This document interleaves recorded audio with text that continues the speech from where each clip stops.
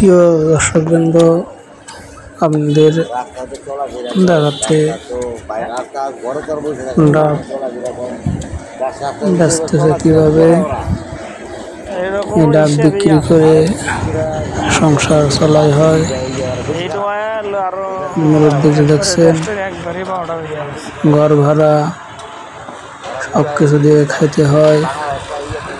এই ডাবের উপরে তার ব্যবসা সংসার চলার ব্যবস্থা করে। আপনারা দেখতে পাচ্ছেন এ সময় নামাজ কালাম করব তার সংসার নিয়ে চিন্তা ভাবনা করতে হয়।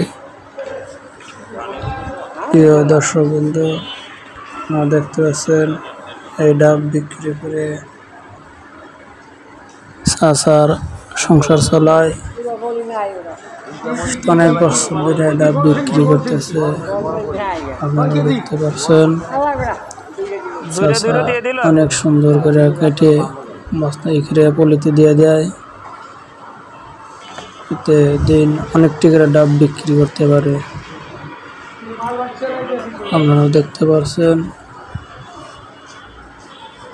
চাচা এখানে বিক্রি করে, অনেক বছর ধরে ডাব বিক্রি করে।